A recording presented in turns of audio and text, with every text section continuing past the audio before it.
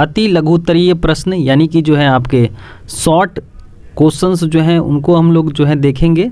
तो पहला सवाल है कि जैव प्रक्रम किसे कहते हैं।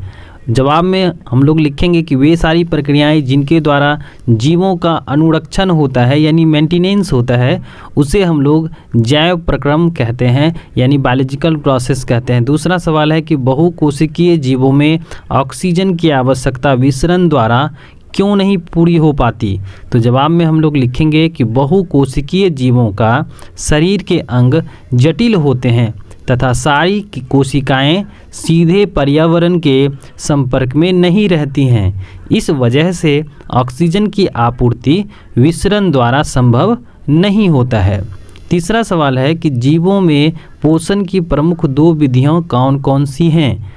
जवाब में हम लोग लिखेंगे तो 2 विधियां जो हैं क्या है, निम्नलिखित हैं। पहला नंबर है वह क्या है, स्वपोषण है तथा दूसरा क्या है, परपोषण है। अगला सवाल है कि हरे पौधों में किस प्रकार का पोषण पाया जाता है। तो जवाब में हम लोग लिखेंगे कि हरे पौधे में स्वपोषण प्रकार का पोषण पाया जाता है यानी कि ये क्या होते हैं, ऑटोट्रॉप्स होते हैं।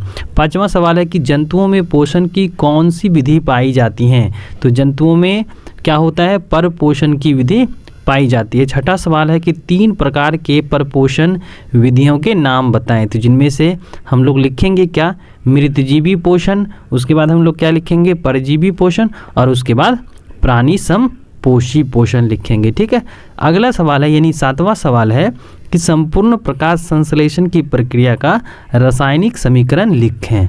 तो हम लोग लिखेंगे C6CO2 यानी कि 6CO2 प्लस 12H2O और यहाँ पर क्या क्या जरूरी होगा, तो सूर्य का प्रकाश जरूरी होगा और आपके क्लोरोफिल जो कि हरी पत्तियों में मौजूद है। उसके बाद ये क्या करेंगे, कार्बोहाइड्रेट्स और विद स्टार्च के रूप में जो है ये अपना भोजन बनाएंगे। उसका जो क्या होता है रासायनिक सूत्र C6H12 और O6। उसके बाद जो है जल जो कि क्या है, वेपर के रूप में है, जलवाष्प के रूप में है और ऑक्सीजन जो है क्या करते हैं, पर्यावरण में रिलीज करते हैं।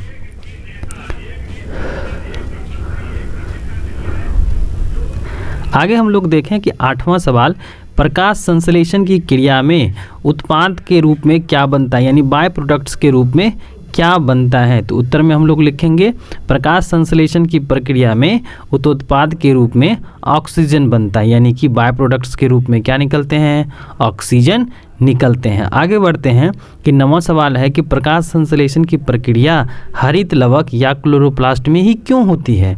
क्यों होती है, क्योंकि जो है क्लोरोप्लास्ट में क्या होता है, क्लोरोफिल वर्णक पाए जाते हैं या उपस्थित होते हैं। 10वां सवाल हम लोग देखते हैं कि प्रकाश संश्लेषण प्रक्रिया में किन किन पदार्थों की आवश्यकता होती है। तो हम लोग लिखेंगे क्या क्या, क्लोरोफिल की आवश्यकता होती है, कार्बन डाइऑक्साइड की आवश्यकता होती है, जल तथा खनिज लवण जो है ना ये किसके द्वारा, जड़ के द्वारा मिट्टी से लिए जाते हैं और उसके बाद सूर्य का प्रकाश। ये सब के सब क्या हैं, प्रकाश संश्लेषण के लिए जरूरी चीज़ है। अगला सवाल है कि प्रकाश संश्लेषण प्रक्रिया के लिए पौधे यानी CO2 कहाँ से प्राप्त करते हैं। तो हम लोग लिखेंगे क्या लिखेंगे उत्तर में, प्रकाश संश्लेषण प्रक्रिया में पौधे को कार्बन डाइऑक्साइड वायुमंडल से पत्तियों के भीतर की कोशिकाओं द्वारा विसरण द्वारा क्या करते हैं, पहुंचाते हैं। अगला सवाल देखें कि 12वां सवाल की कवक एवं जीवाणुओं में प्रकाश संश्लेषण की प्रक्रिया क्यों नहीं हो पाती।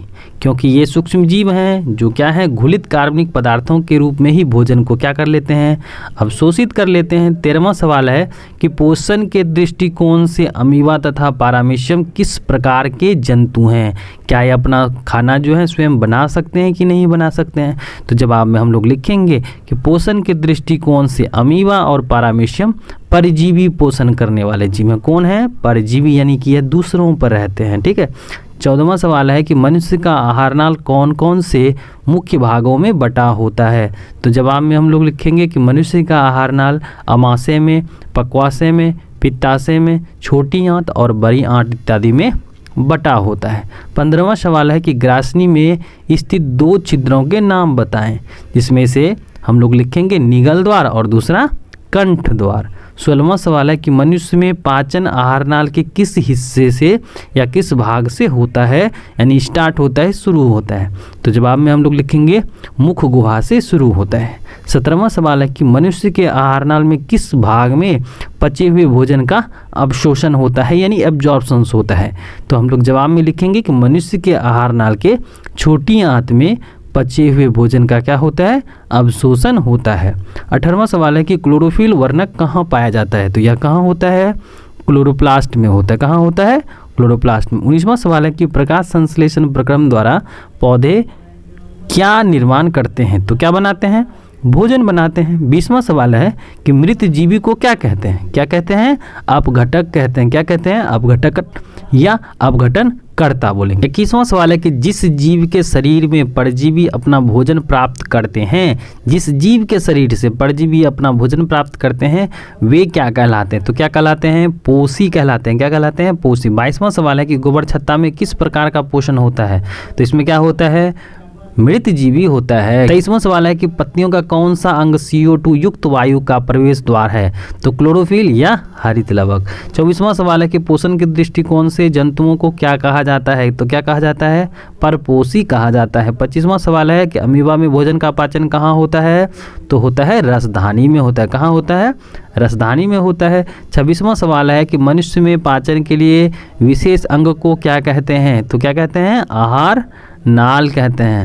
27वां सवाल है कि मनुष्य के जीव के ऊपरी सतह पर पाए जाने वाली संरचना को क्या कहते हैं, तो स्वाद कलिकाएं कहते हैं। क्या कहते हैं, स्वाद कलिकाएं। मुख गुहा से भोजन कहाँ पहुँचता है, तो ग्रासनली में पहुँचता है।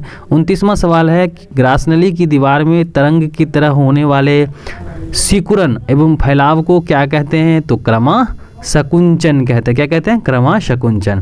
30वां सवाल है कि भोजन में मौजूद प्रोटीन को पेप्टोन में कौन सा एंजाइम जो है परिवर्तित करता है, तो कौन सा, पेप्सिन। आहार नाल के सबसे लंबे भाग को हम लोग क्या कहते हैं, छोटी आंत कहते हैं। क्या कहते हैं, छोटी आंत। छोटी आंत क्या होती है, लगभग 22 फीट लंबी होती। कितनी होती हैं, 22 फीट लंबी होती हैं। 32वां सवाल है कि शरीर की सबसे बड़ी ग्रंथि क्या होती हैं, तो यकृत ग्रंथि होती हैं। 33वां सवाल है कि पाचन की क्रिया कहाँ पूर्ण होती हैं, तो रेक्टम में होती हैं। 34वां सवाल है कि छोटी आंत एवं बड़ी आंत के जोड़ पर उपस्थित या अवस्थित नली को हम लोग क्या कहते हैं, तो क्या कहते हैं, सीकम कहते हैं। उसके बाद है 35वां सवाल, अपचा भोजन और अस्थायी तौर पर कहाँ संचित रहता है, तो यह कहाँ रहता है, रेक्टम में रहता है। कहाँ रहता है, रेक्टम।